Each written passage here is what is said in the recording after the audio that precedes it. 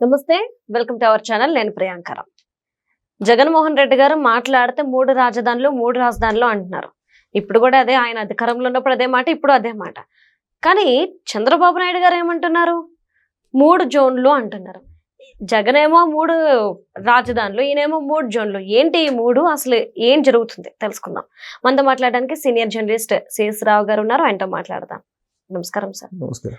సరే, ఈ 3 అనే సంఖ్య ఏంటి సార్? ఏపీని పట్టుకొని పీడిస్తుందా, లేదంటే కలిసి వచ్చిన అంశమా? ఈ జగన్మోహన్ రెడ్డి గారేమో 3 రాజధానులు 3 రాజధానులు అంటున్నారు. ఈ చంద్రబాబు నాయుడు గారేమో 3 జోన్లు అంటున్నారు. ఈ 3 జోన్లు ఏంటి కొత్తగా? చంద్రబాబు నాయుడు గారు వైజాగ్ వెళ్ళారు. కాగ్నిజెంట్ తో పాటు ఇంకొక 8 సాఫ్ట్వేర్ కంపెనీలని అక్కడ శంకుస్థాపన చేశారు, సాఫ్ట్వేర్ కంపెనీలకు. ఆ సందర్భంగా మంత్రి లోకేష్ గారు, చంద్రబాబు నాయుడు గారు, ఆ కంపెనీలకు సంబంధించిన ప్రతినిధులు, అక్కడ ఉండేటువంటి ఎంపీ భరత్, తర్వాత మాజీ మంత్రి ఆయన గంట, వీళ్ళందరూ ఉన్నారు.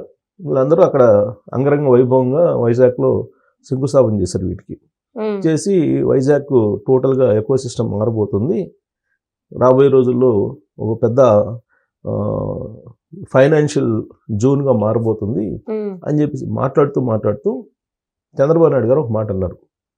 ఇక నుంచి రాష్ట్రం 3 జోన్లుగా ఉంటుంది, ఈ 3 జోన్లకి 3 ప్రణాళిక బోర్డులను ఏర్పాటు చేస్తున్నాను అని చెప్పాడు. చెప్పి వైజాగ్ నుంచి తూర్పుగోదావరి జిల్లా వరకు ఒక జోను, విశాఖ జోను. ఆ తర్వాత నుంచి ప్రకాశం జిల్లా దాకా ఇంకొక జోను, ఏంటది అమరావతి జోను. ఆ తర్వాత తిరుపతి, అదొక జోను. రాయలసీమ మొత్తం కలిపితే తిరుపతి జోను. ఈ 3 జోన్లకు సంబంధించి ఆయన ఒక ఈక్వేషన్ కూడా చెప్పారు. ఐటీ హబ్గా, ఐటీ రాజధానిగా, లేదంటే ఐటీ క్యాపిటల్గా వైజాగ్ ఉంటుంది. అమరావతి అనేదేమో మీకు క్వాంటమ్ కంప్యూటర్స్ హెడ్ క్వార్టర్గా ఉంటుంది. ఎలక్ట్రానిక్స్ హబ్గా తిరుపతి ఉంటుంది. డ్రోన్స్ హబ్గా ఓరోకల్ ఉంటుంది. సో కాబట్టి సమగ్రమైనటువంటి అభివృద్ధి ఆంధ్రప్రదేశ్కి ఉంటుంది అని చెప్తూ 3 ప్రణాళిక బోర్డులకు సంబంధించిన అంశాలు చెప్పారు. ప్రణాళిక బోర్డు ఒకటేమో వైజాగ్లో, ఇంకోటేమో తిరుపతిలో, మరొకటేమో అమరావతిలో ఉంటుంది. ఈ ప్రణాళిక బోర్డు ఎందుకు ఏర్పాటు చేస్తున్నారని అంటే, రాజధాని క్యాపిటల్కి రావాల్సిన అవసరం లేదు. ఈ ప్రణాళిక బోర్డు పరిధిలోనే సమస్యలన్నింటినీ పరిష్కరించాలి. ఆ జిల్లాలకు సంబంధించినటువంటి సమస్యలు, వాటికి ఒక సీనియర్ ఐఏఎస్ని ఒక్కొక్క ప్రణాళిక బోర్డుకి సీనియర్ ఐఏఎస్ని నియమించారు. విశాఖ దానికి చైర్పర్సన్గా చంద్రబాబు నాయుడు గారు, తర్వాత సిఇఓగా ఎవరు, చీఫ్ సెక్రటరీ, ఇట్లా జోన్స్కి వేశారు.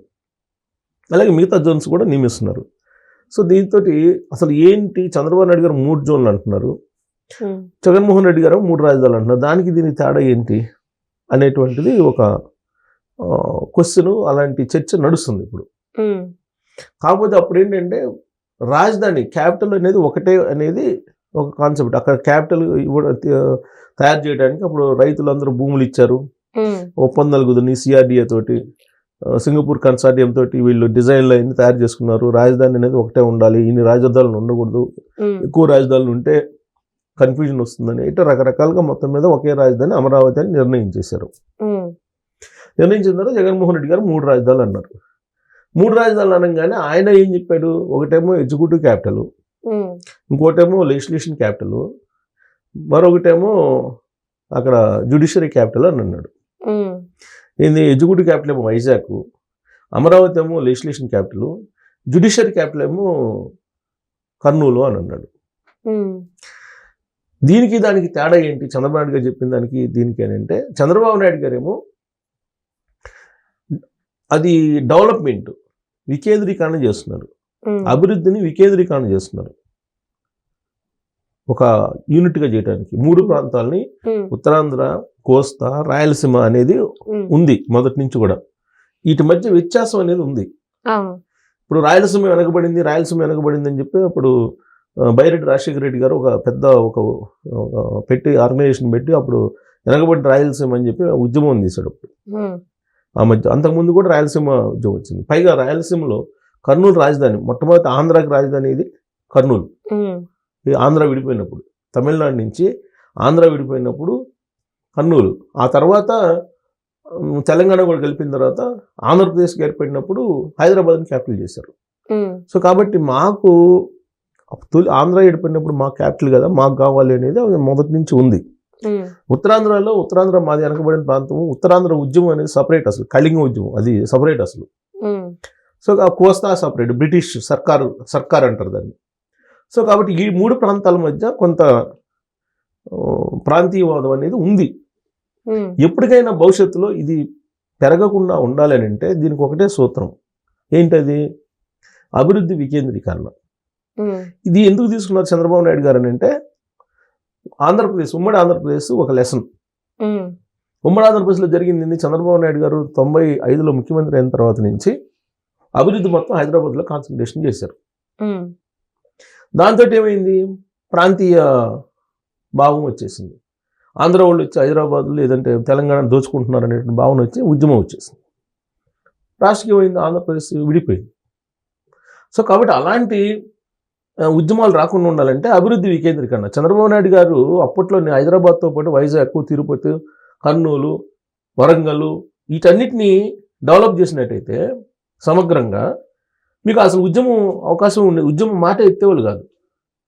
ఉమ్మడి ఆంధ్రప్రదేశ్ మొత్తం తీసుకొచ్చేసి హైదరాబాద్ని డెవలప్ చేశారు చంద్రబాబు నాయుడు గారి హయాంలో. చంద్రబాబు నాయుడు గారి హయాంలో నేను ఒక చిన్న విషయం చెప్తే చాలామందికి తెలియకపోవచ్చు. 95లో ఆయన ముఖ్యమంత్రి అయినప్పుడు ఆంధ్రప్రదేశ్ రెవెన్యూని, అంటే తెలంగాణ రెవెన్యూ, ఆంధ్ర రెవెన్యూ తీసుకుంటే ఆంధ్రప్రదేశ్ రెవెన్యూ 65%. అంటే గవర్నమెంట్కి వచ్చేటువంటి ఆదాయం నేను చెప్తుంది 65%. అంటే రూపాయి ఇస్తే రూపాయల 65 పైసలు ఆంధ్రప్రదేశ్ది. మిగతాది హైదరాబాద్తో కూడినటువంటి తెలంగాణది 45 పైసలు ఉండేది. 45 కన్నా ఇంకా తక్కువే ఉండేది.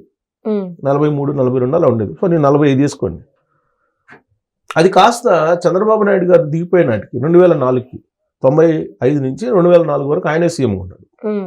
అది కాస్త ఏమైంది? ఉల్టా అయింది. హైదరాబాద్తో కూడిన తెలంగాణ ఏదేమో 55%, 60% దాకా రీచ్ అయింది. ఆంధ్రప్రదేశ్ రెవెన్యూ ఏమో తగ్గిపోయింది, 45కి అలా వచ్చింది. ఎందుకు వచ్చింది అని అంటే ఆంధ్రప్రదేశ్ రాజధాని అమరావతి, హైదరాబాద్ కాబట్టి మొత్తం తీసుకొచ్చి ఆంధ్రాకి సంబంధించినటువంటి రెవెన్యూ కూడా తీసుకొచ్చి ఆంధ్ర వాళ్ళ డబ్బులు, ఆంధ్ర నుంచి వచ్చే ట్యాక్స్లు అన్నీ తీసుకొచ్చి హైదరాబాద్లో ఇన్వెస్ట్ చేశారు. దాంతో ఆంధ్రప్రదేశ్ వెనకబడింది, తెలంగాణ, హైదరాబాద్తో కూడిన తెలంగాణ డెవలప్ అయింది. ఇవాళ ఆంధ్రప్రదేశ్ కన్నా తలసరి ఆదాయం ఎక్కువ ఉంది. సో ఇది చరిత్ర.